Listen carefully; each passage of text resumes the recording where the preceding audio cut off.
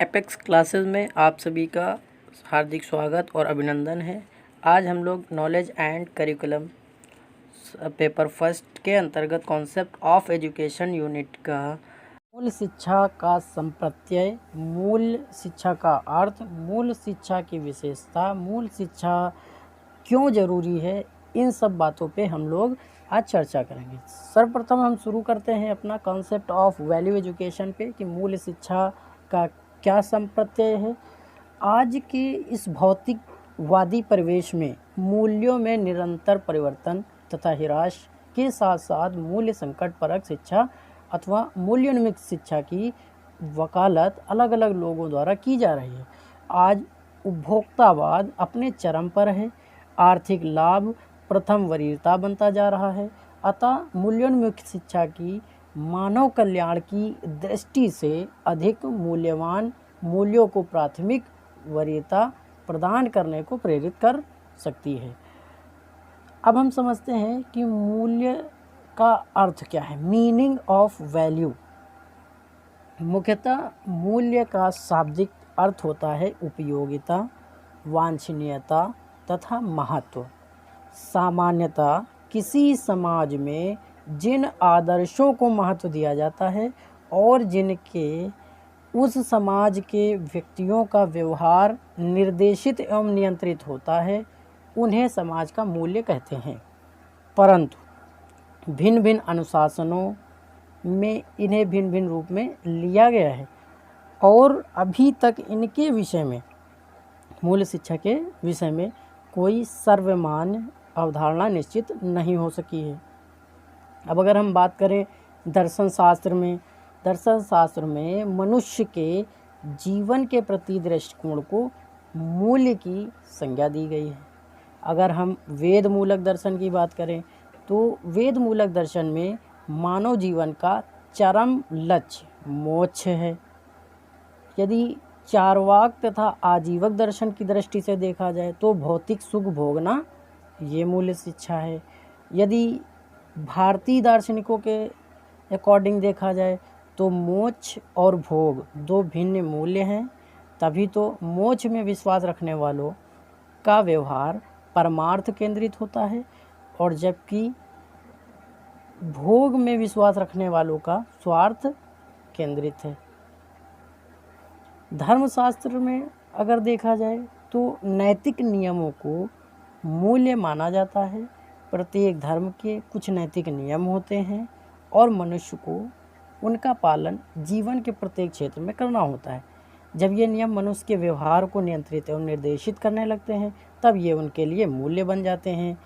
मानव शास्त्री के हिसाब से मूल्य की बात करें तो सांस्कृतिक लक्षणों के रूप में स्वीकार करते हैं। ये सांस्कृतिक लक्षणों के रूप में स्वीकार करते हैं। यदि हिंदू समाज के मूल्य देखा जाए तो हिंदू समाज के हिसाब से हिंदू संस्कृति 4 पुरुषार्थ धर्म, अर्थ, काम और मोक्ष 4 पुरुषार्थ हैं और 5 महाव्रतों सत्य, अहिंसा, अस्तेय, अपरिग्रह और ब्रह्मचर्य की को ही संस्कृति मानते हैं। अगर मुस्लिम समाज के हिसाब से मूल्य की बात करें तो यहाँ पे समानता और भाईचारे की संस्कृति का मूल्य है।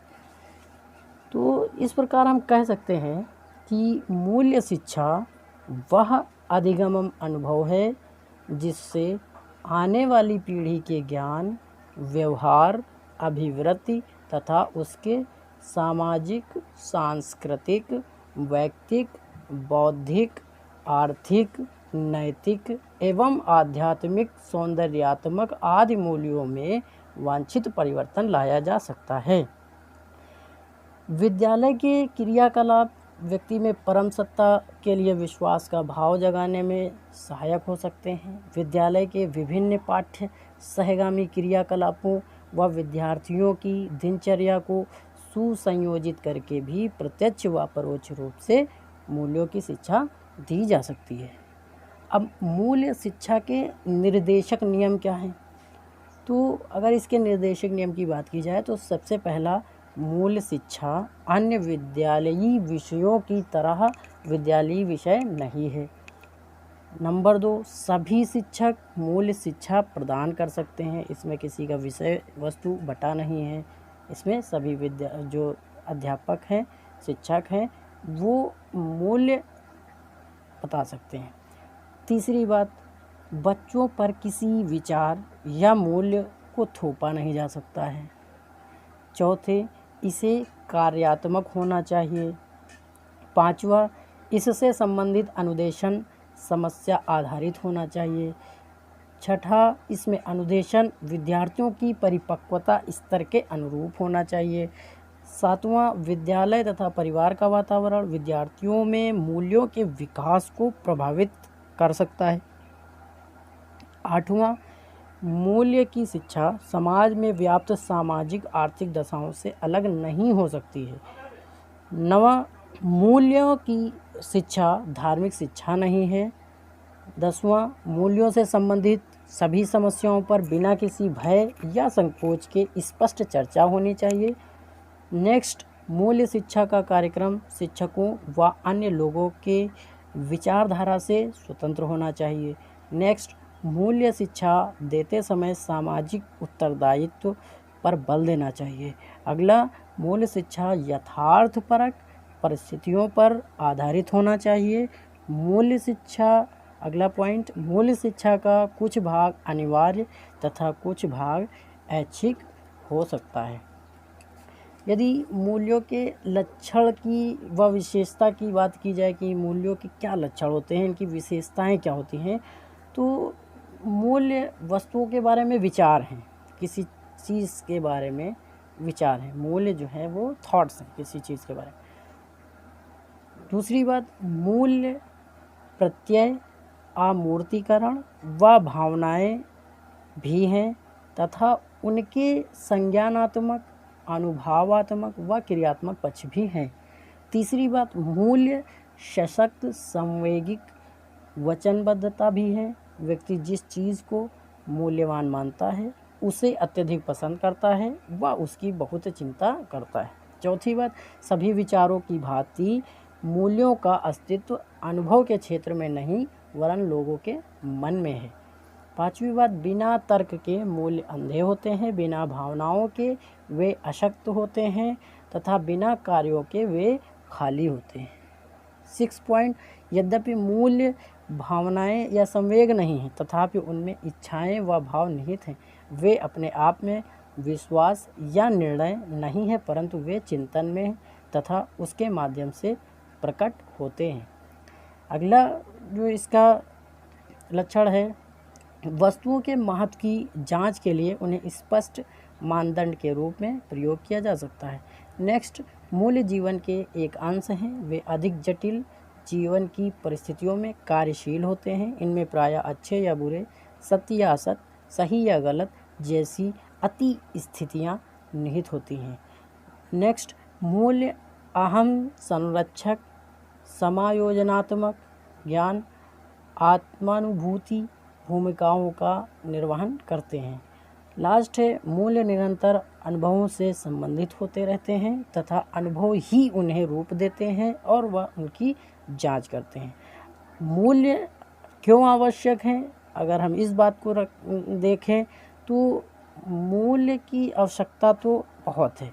मूल्य शिक्षा की आवश्यकता तो सदैव से रही है, आज भी है और कल भी रहेगी। आज तो इसकी बहुत अधिक आवश्यकता है। इस संबंध में कुछ तथ्य निम्न है।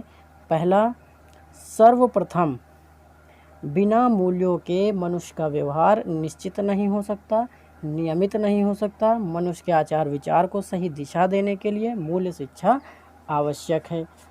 नंबर 2, आज हमारे देश में ही नहीं बल्कि पूरे संसार में मूल्यों में ह्रास हो रहा है। हमारे देश की तो अजीब स्थिति है। हम पुराने मूल्यों को छोड़ते जा रहे हैं और नए मूल्य निश्चित नहीं कर पा रहे हैं। नंबर 3, मूल्य शिक्षा के 3 पद होते हैं, संज्ञानात्मक, भावात्मक और क्रियात्मक। आज स्थिति यह है कि हमें मूल्यों का ज्ञान तो है परंतु वे हमारे भावात्मक पक्ष के अंग नहीं हैं। आज आवश्यकता है मूल्यों को भावना में उतारने की, उन्हें आचरण का आधार बनाने की। चौथी, सत्य अहिंसा और ब्रह्मचर्य एवं प्रेम, दया, दान, सहयोग और सेवा, इन सबसे सभी लोग परिचित हैं, परंतु इन पर अमल ना करके लोग अधिक धन कमाने की होड़ में लगे हैं। अतः नैतिक मूल्यों का पतन हो रहा है। मूल्यों की शिक्षा समाज की आवश्यकता बनती जा रही है और बन गई है। अब वर्तमान समय में मूल्यों के अभाव में भाषा अर्थहीन हो गई है, व्यवहार अनिश्चित हो गया है, लोगों का एक दूसरे पर से विश्वास उठ गया है, समाज में अराजकता का नंगा नृत्य हो रहा है और मनुष्य तनावपूर्ण जीवन जी रहा है। Subscribe now and press the bell icon, never miss an update. अब हम अपने अगले क्वेश्चन, जो बहुत ही इम्पोर्टेंट है भारतीय शिक्षा जगत के अंतर्गत, कि 19वीं शताब्दी में भारतीयों की शिक्षा में प्राच्य पाश्चात्य विवाद क्या था। ये कंट्रोवर्सी जो 1813 में हुआ था, क्या है, इसके बारे में अब हम लोग चर्चा करने जा रहे हैं। इसका कॉज क्या था, इसमें वो कौन कौन से दो पक्ष थे और इसका हल कैसे निकाला गया था। अब विस्तारपूर्वक इसकी जानकारी करते हैं। तो सन 1813 ईस्वी में आज्ञा पत्र की 43वीं धारा ने भारतीयों की शिक्षा का उत्तरदायित्व कंपनी पर रखा। उसने उनकी शिक्षा पर प्रतिवर्ष कम से कम 1 लाख रुपए की धनराशि व्यय करने का आदेश दिया, किंतु धारा 43 में इस बात का स्पष्टीकरण नहीं किया गया था कि यह धनराशि किस प्रकार की शिक्षा पर व्यय की जाएगी, प्राच्य शिक्षा पर या पाश्चात्य शिक्षा पर। फलतः इस प्रश्न को लेकर कंपनी के कर्मचारियों में शिक्षा के स्वरूप के विषय में विवाद उठ खड़ा हुआ। इस विवाद को प्राच्य पाश्चात्य विवाद का नाम दिया गया, की संज्ञा दी गई। इस विवाद में भाग लेने वाले दो मुख्य दल थे, एक प्राच्यवादी और एक पाश्चात्यवादी। प्राच्यवादी जो ओरिएंटलिस्ट थे और पाश्चात्यवादी जिनको ऑक्सीडेंटलिस्ट कहते हैं। विवाद का जो मुख्य कारण था, मेन कॉज ऑफ कंट्रोवर्सी, 1813 ईस्वी के आज्ञा पत्र की 43वीं धारा में प्रयोग किए गए दो शब्द थे, साहित्य और भारतीय विद्वान। साहित्य और भारतीय विद्वान। डॉक्टर श्रीनाथ मुखोपाध्याय ने लिखा है कि प्राच्यवादियों का कहना था कि इस धारा के साहित्य शब्द के अंतर्गत केवल अरबी और संस्कृत साहित्य आते हैं एवं भारतीय विद्वान का अर्थ इन दोनों भाषाओं में से किसी भी एक भाषा का भारतीय विद्वान। पाश्चात्यवादियों का मत था कि दोनों भाषाओं में से किसी भी एक भाषा का भारतीय विद्वान संकीर्ण है, साहित्य में अंग्रेजी का विशेष स्थान है। ये इसका मुख्य कारण था, इस कॉज का जो कारण था वो यही था। अब जो इसमें प्राच्यवादी दल था,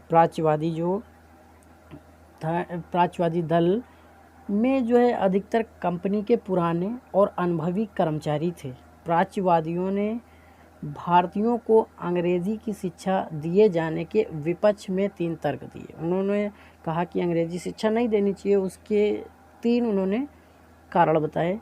पहला कारण, भारत में पाश्चात्य ज्ञान और विज्ञानों का प्रसार करने से इस देश की प्राचीन सभ्यता और संस्कृति का लोप हो जाएगा। दूसरी बात इन्होंने कही, भारत में अंग्रेजी शिक्षा को प्रोत्साहन देने से उस भारतीय साहित्य का विनाश हो जाएगा जिसमें अनेक युगों का ज्ञान संचित है। तीसरी बात जो इन्होंने रखी वो T.N. सिक्वेरा के अनुसार उन्होंने बताया, जब भारतीयों को अपनी स्वयं की एक प्राचीन और भव्य संस्कृति है तब उनको अन्य देश की भाषा और संस्कृति का ज्ञान प्राप्त करने के लिए बाध्य करना दोषपूर्ण नीति है। ये 3 कारण प्राच्यवादी शिक्षा जो दल था उन्होंने प्रस्तुत किया। इसके विपरीत जो पाश्चात्यवादी थे उस दल की अगर बात करें तो उस दल में कंपनी के 9 युवक कर्मचारी और मिशनरी थे। पूरे देश में बिखरे होने से इनका कोई नेता भी नहीं था, पर फिर भी जमकर इन्होंने कड़ा विरोध किया और भारतीयों का मानसिक विकास करने के लिए उनको अंग्रेज़ी के माध्यम से पाश्चात्य ज्ञान और विज्ञान से अवगत कराया जाना परम आवश्यक कहा, इन्होंने बताया। तो इस प्रकार प्राच्यवादियों और पाश्चात्यवादियों का विवाद 1834 ईस्वी तक चलता रहा। अंत में जनवरी 1835 ईस्वी में लोक शिक्षा समिति के मंत्री ने दोनों दलों के वक्ताओं को भारत के तत्कालीन governor general Lord William Bentinck के सम्मुख निर्णयार्थ प्रस्तुत किया। अब विवाद का अंत 1839 एंड ऑफ कंट्रोवर्सी, जब लॉर्ड ऑकलैंड ने भारत के गवर्नर जनरल का पद संभाला, तब उसने पाश्चात्य विवाद को अत्यंत गंभीर रूप में पाया। उसने लगभग 4 वर्षों तक इस विवाद के कारणों का सतर्कता के साथ अध्ययन किया और वह इस निष्कर्ष पर पहुंचा कि विवाद का मूल कारण ये था कि सरकार द्वारा प्राच्य शिक्षा पर कम धन व्यय किया जा रहा था। उसने 24 नवंबर 1839 ईस्वी को अपना प्रसिद्ध विवरण पत्र प्रकाशित किया। इस विवरण पत्र ने प्राच्यवादियों को प्रसन्न कर दिया और लंबे काल से चल रहे विवाद का अंत भी कर दिया।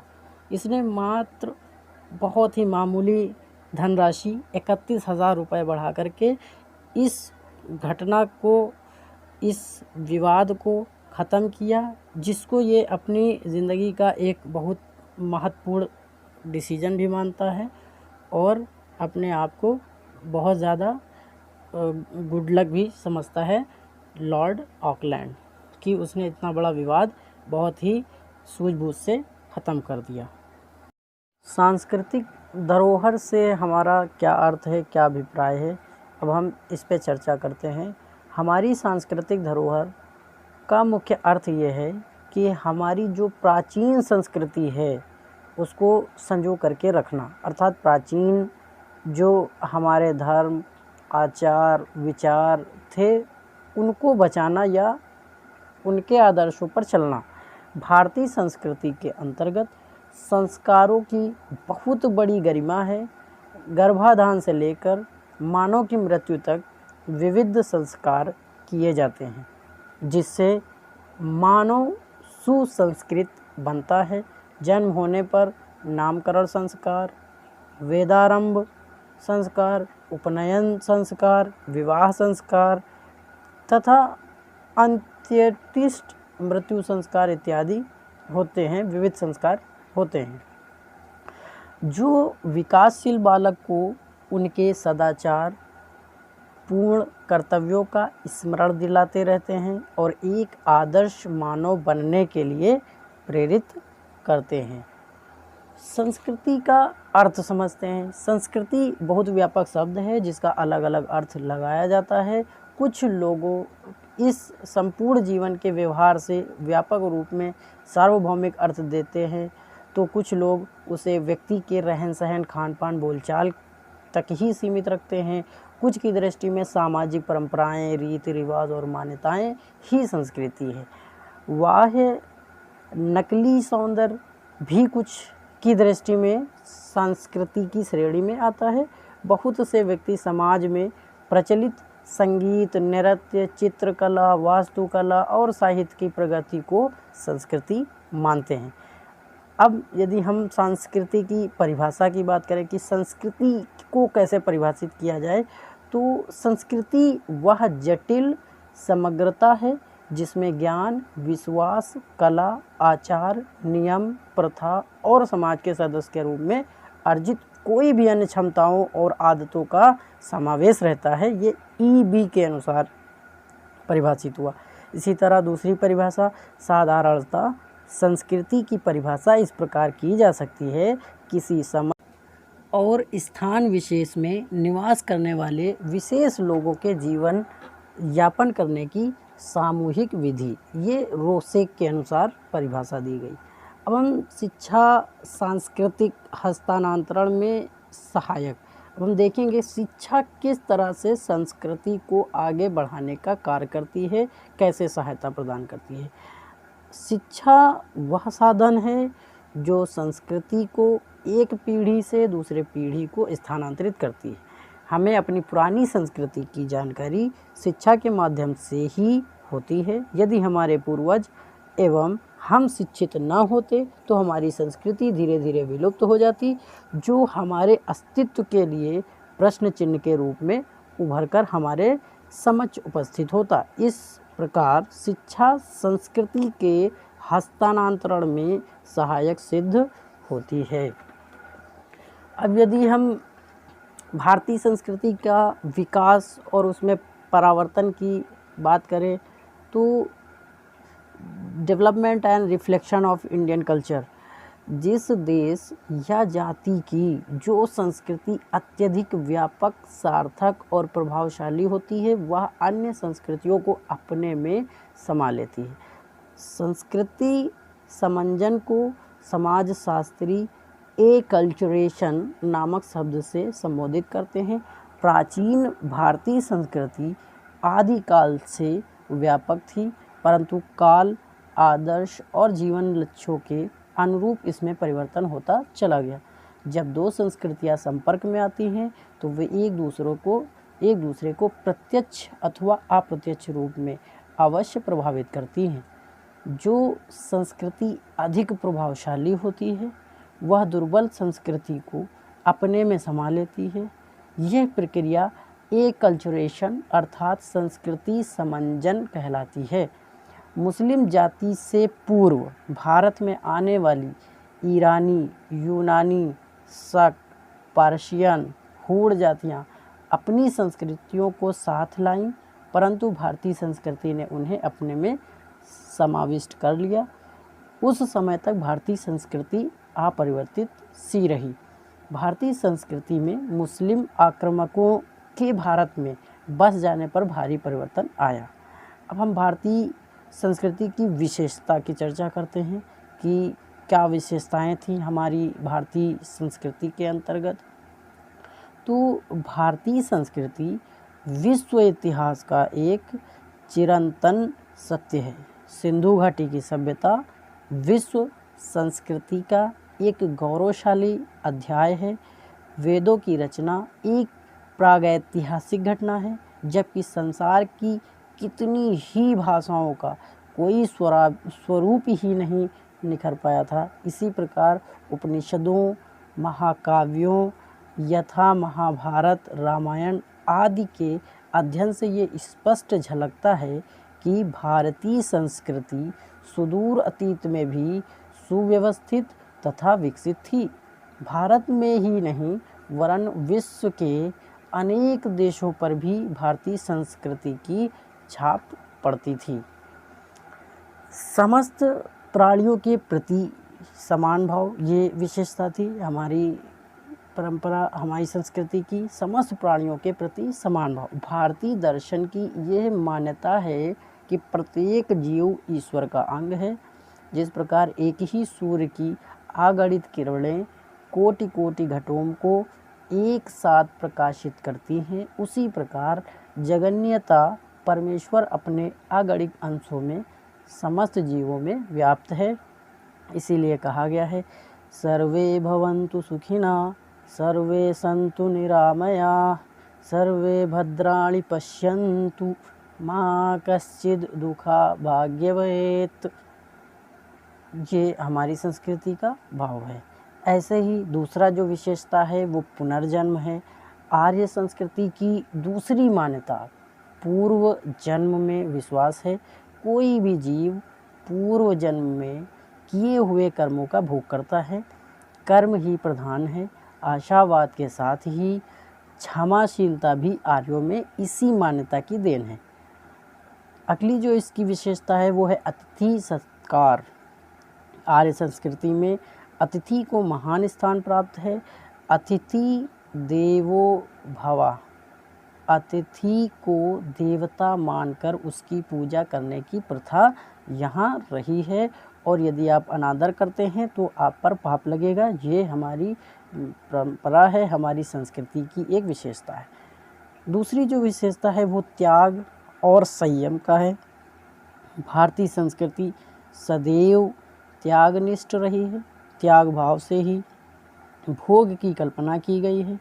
त्याग से ही तप और संयम निःसृत होते हैं। मन, वचन तथा कर्म पर संयम ही तप है और यही ऐहिक जगत, इसी जगत का सर्वश्रेष्ठ कर्म है। ये हमारी भारतीय संस्कृति की विशेषताएं, उद्देश्य और परिभाषाएं और अर्थ हम लोगों ने सीख लिया।